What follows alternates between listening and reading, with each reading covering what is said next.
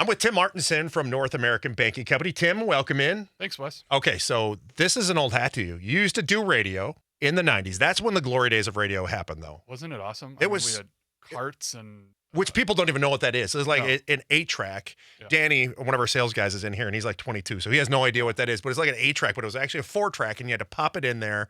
And if it wasn't rewound, the song didn't play. It was so irritating. But that's the glory days of radio. It was so much fun there because everybody was so interactive. People now just text us and stuff. But back then, people probably just called you all the time. It could be the middle of the night or whatever, Yeah, right? my roommates call me. I was Wednesday at Moorhead, Concordia. Okay. Wednesday's drive time, 5 to 7 p.m.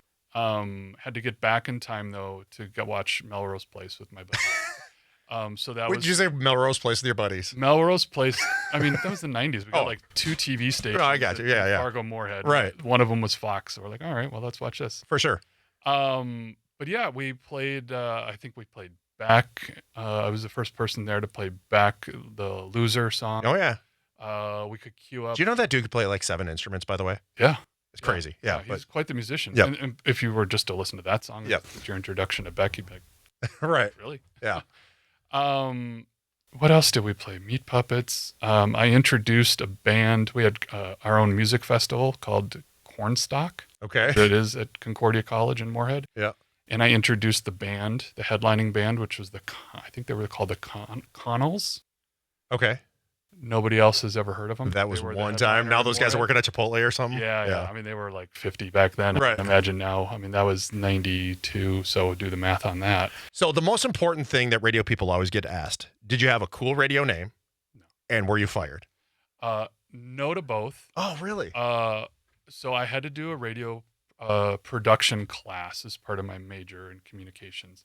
So it was either that or like be the producer. And I'm like, I think I would rather just play music and talk on mic every once in a while. Right. Then like, it seemed like less work, right? Than being the producer. Yeah. So I did not get fired. Semester ended and I'm like, yeah, I think I'm going to move on and do some other stuff. But everything in life comes back full circle. Like here I am. Doing the radio. Back at the radio station. Like the microphone's about the only thing that's similar. Right. Yeah. A lot of it is, there's no carts here anymore. Back in the day. Yeah. So that was back in the 90s, also starting in 1998, North American Banking Company. And that you guys started with that, where you're going to have a community bank where you're going to know your banker and your banker knowing you. I always share that every day. That's truly how it is at North American Banking Company. Yeah, I think that's true. I mean, when we opened 28 years ago, a press release went out and I took a look at it, the one from the opening day. And the interesting thing was it said, you know, we've seen time and time again that people want to return to community banking. And that's what we try to do at North American Banking Company. All this stuff has changed in banking, right? Between online banking and mobile banking. But at the end of the day, what we think customers want is all of those modern conveniences, right? Combined with a bank that's got 6 locations throughout the Twin Cities. And when you go in or you talk to us or you message us, there's someone there that understands you and your needs and is ready to respond to them very quickly. Now, I've talked to a few people, obviously, you know, working with you guys for a couple of years at North American Banking Company. Is it like a culture shock if they came from a different bank to now at North American Banking Company where you're like, we do it differently here? I think so. I mean, you probably have experienced it Sure. In the time you've been with us. I think one of the things that we hear is, okay, well, we didn't think a community bank would offer this, that our big bank, our big national bank, we do the same things that every national bank does, every big national bank, but we offer it in a community bank package, right? So online and mobile banking, pretty much the same as what you'd get at that big national bank that you've been with. But we combine that with 6 locations in the Twin Cities, and each one of those people that you're going to interact with knows you, knows your story, knows your hopes, your dreams. If you're a business owner, like what challenges your businesses face. So all of that kind of combined into this best of both worlds package, I think is what people come in when they first bank with us, what they experience.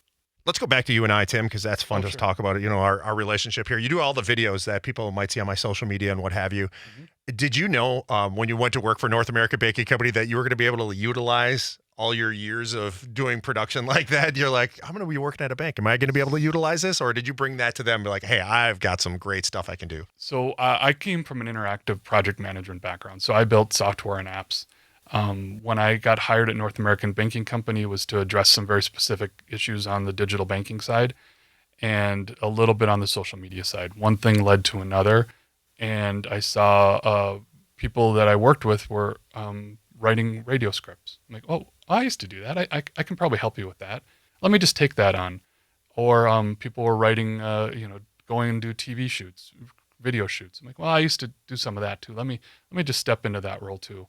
One thing led to another, and yeah, I handle all of all of that. Never expected it when I was hired for it, but I'm really happy with it. And it's, life really comes full circle. Like the stuff I learned 30 years ago, it's changed, but the basic, the basic mechanics of how to communicate an idea, how to produce something, and things like that. None of that's really changed. It's just the tools that we use have changed. And I'm not just blowing sunshine because I like you, Tim. Oh, well. You're really good at those videos. So you have definite talent in that. Well, there's probably a reason why we're going to hire you around here is is what I'm getting to. And not in front of it. But I rely on talented folks like yourself to convey our message and to talk about, your experience as a customer. We're doing more showing of what that customer experience is like and less telling about it. So if we can show people like, hey, this is what happened to Wes. Wes came to bank with us, and he walked in and he met with this banker right away who sat him down and said, what can we do for you today? Rather than, book an appointment on the app and, come in.